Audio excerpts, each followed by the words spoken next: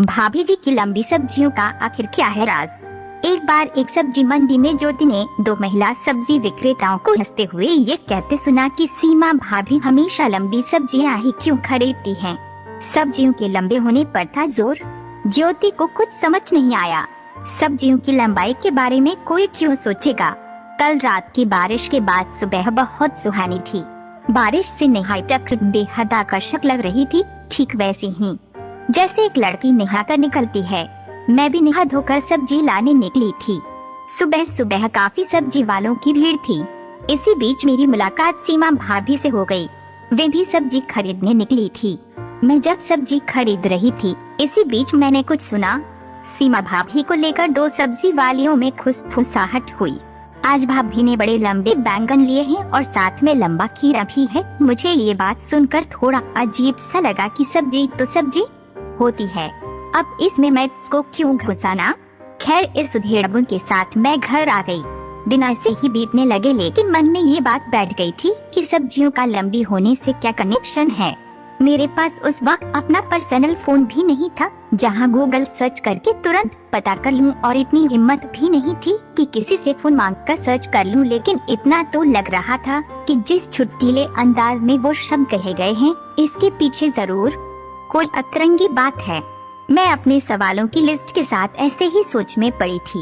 इसी बीच पता चला कि मेरे पड़ोस में रहने वाली दीदी गर्मी की छुट्टियों में वापस आई हैं। उनके घर का नाम छबीली है। मैं और दीदी एक दूसरे से कई सारी बातें शेयर किया करते थे, लेकिन आगे की पढ़ाई के लिए वे बाहर चली गईं और हमारा संपर्क टूट गया था। कभी कभी उनकी माँ से उनका हाल चाल पता चल जाता है, लेकिन बात किए हुए कई साल गुजर गए थे। हमारे बीच उम्र की दीवार केवल शब्दों में है। ऐसे हम बिल्कुल सहेलियां हैं, क्योंकि 1-2 साल का फर्क हम दोनों के मिलते ही मिट जाता है।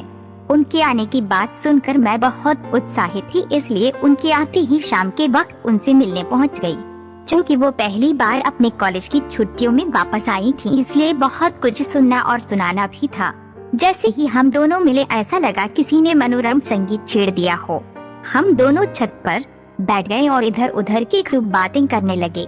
इसी बीच मैंने उनसे पूछा, अच्छा छबीली दी, एक बात कई दिनों से मन में है, आपसे ही पूछ सकती हूँ क्योंकि किसी से शेयर नहीं कर सकती। हाँ बोलो ना ज्योति, उनसे सहमति मिलते हुए ही मैंने कहा, आपको पता है उस दिन मैं सब्जी लेने गई थी तो वहीं सीमा भाभी आई थी।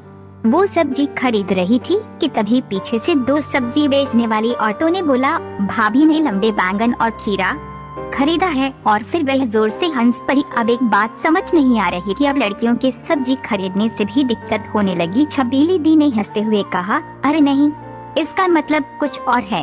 हालांकि बहुत लोगों को इस बारे में जानकारी नहीं होती है, लेकिन बहुत सी लड़कियां इन लंबी सब्जियों को अपनी आँख को मजा देने के लिए लेती हैं। मैं एक अटक देख रही थी। उन्होंने कहना शुरू किया, बहुत सी महिलाएं उन्हें सेक्स टॉय के रूप में इस्तेमाल करती हैं। हस्तमैथुन करने के लिए उनकी योनि में डालते हैं। यह बहुत सामान्य है। मेरे हॉस्टल की कई लड़कियां भी इनका इस्तेमाल करती हैं। बहुत से लोग अपने आप को सेक्सुअली संतुष्ट करने के लिए सब्जियों का इसका इस्तेमाल करते हैं। रुक, मैं तुझे दिखाती हूँ, ये देख। इसके बाद उन्होंने मुझे अपना फोन दिखाया जिसमें कुछ वीडियोज और तस्वीरें थीं। वहाँ केले के जरिए पुरुषों के निजी अंग को दर्शाया गया था, तो कहीं संतरे के जरिए महिलाओं के निजी अंगों को। छबीली दी ने मुस्कुराते हुए आगे कहा, उस दिन सीमा भाभी जब बैंगन और खीरा खरीद रही थी, इसका मतलब भी वही था। शायद इसलिए ही किसी ने ये कमेंट किया होगा। तो सीमा भाभी शायद इस काम के लिए उनका इस्तेमाल कर रही होंगी। मैंने कहा, हमें क्या पता, हो सकता है कि सब्जी वाली ऐसा ही सोचते हों। सच तो सीमा भाभी ही बता सकती हैं। तुम मुझसे पूछना चाहती हो नहीं? मैं चिल्लाई और फिर हम दोनों ने हंसते हुए अपनी चाय खत्म की। भाभी जी की लंबी सब्जियों का आखिर क्या है?